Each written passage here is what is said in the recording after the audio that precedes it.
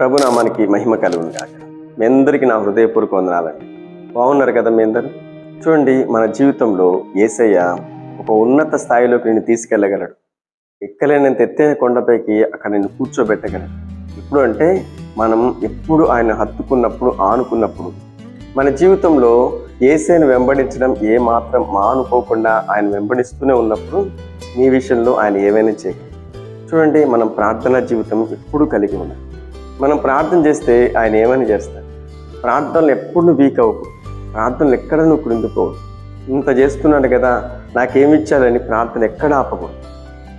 ఒక సంఘటన మీకు చెప్తాను. ఒక ఊర్లో భయంకరమైన పల్లెటూరు అండి.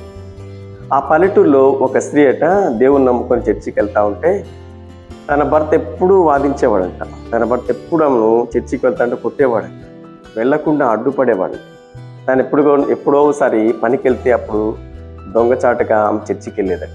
ఒకసారి ఆదివారం ఆమె రెడీ అవుతా ఉంది చర్చికి వెళ్ళాలి రెడీ అవుతుందని కనుక్కొని, ఈరోజు నువ్వు చర్చికి వెళ్తే నేను చంపేస్తాను, ఈరోజు నువ్వు గడప దాటి వెళ్తే నిన్ను ముక్కలు ముక్కలుగా నరికేస్తానని చెప్పి నేను అలా పొలానికి వెళ్ళొస్తానని చెప్పి వెళ్ళిపోయాడు.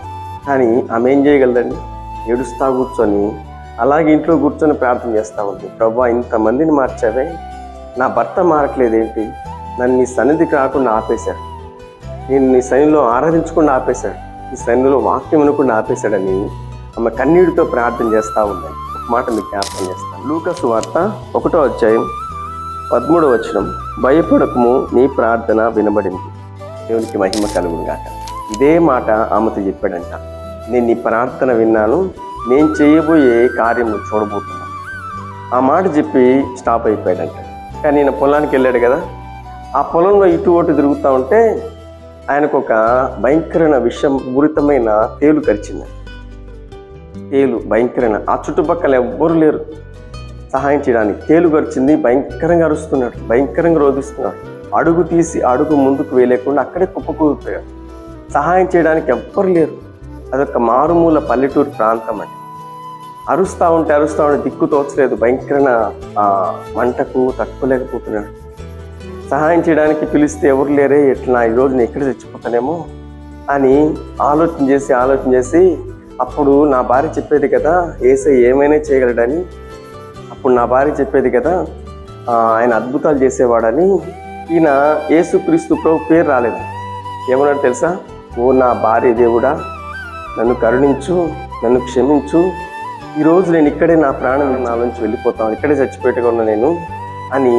నా భార్య దేవుడా, నన్ను ఈరోజు నువ్వు స్వస్థపరిస్తే, ఈ విషపూరితమైన దాన్ని నా నుంచి తీసేస్తే, నన్ను బ్రతికిస్తే నేను కూడా నిన్ను ఆరాధిస్తానని ఆ ఏడుపనే, ఆ రోదంలోని, ఆ మంటలోనే హృదయంలో ప్రభువును వేడుకుంటా ఉన్నాడు. చూడండి, అద్భుతం ఏం జరిగింది తెలుసు? ఆ క్షణంలోనే ఆయన షాక్ అయిపోయాడంట, ఆయన ఆశ్చర్యపోయాడంట. ఏంటి అద్భుతం? ఇంత వేదన, ఇంత నొప్పి, ఇంత విషపూరితమైన పుట్టినా కూడా ఆయన్ని తలుచుకోగానే ఇది ఎంత నొప్పి అంతా మాయమైపోయింది. ఆయన నిజంగా గొప్ప దేవుడు, అసలు ఆయనే దేవుడు అని ఇంటికి పరిగెత్తుకుంటూ వెళ్ళాడంట. కానీ ఇంట్లో తన భార్య ఏం చేస్తుందో తెలుసా? మోకరించి కన్నీటితో ప్రార్థన చేస్తాను.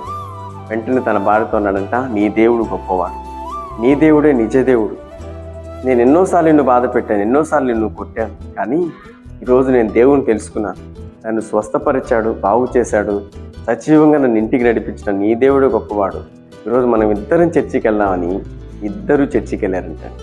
ఆ ప్రార్థన వ్యర్థం కాదు. ఈరోజు నువ్వు ప్రార్థన చేస్తూనే ఉండు, ప్రభు గొప్ప కార్యాలు జరిగిస్తూనే ఉంటాడు. ప్రార్థన ఆపకు, స్తుతి ఆపకు. నువ్వు చేసిన ప్రార్థన వ్యర్థమైందా అండి? తన భర్తకు ఎక్కడ పెట్టాలో అక్కడ పెట్టాడు, ఏం చేయాలో అది చేశాడు, చర్చికి వచ్చేలాగా చేశాడు. ఆయన ఆశ్చర్యకరుడు, అద్భుతాలు చేసే దేవుడు, ఆయన నమ్మదగిన దేవుడు.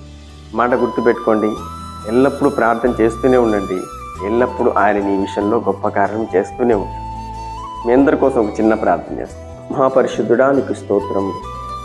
ఈ మాటలు ఉంటున్న ప్రతి బిడ్డలు ప్రార్థన మానకూడదు. నువ్వేమైనా చేయగలవు.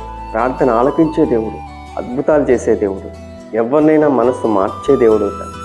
ప్రభు, ఈరోజు అంతా నీ బిడ్డల కాపుదల, భద్రత అనుగ్రహించి నీ కృపచేత నడిపించమని యేసు నామములో ప్రార్థిస్తున్నాం పరమ తండ్రి, ఆమేన్. మాటలు విన్నారు కదా, ఈ మాటలను ధైర్యపరిస్తే, నిన్ను బలపరిస్తే, నిన్ను ఓదార్స్తే, ఈ మాటలు నీకు తెలిసిన వారందరికీ షేర్ చేయండి. తప్పకుండా నిన్ను, నీ కుటుంబాన్ని ప్రభు దీవించును. ఆమేన్.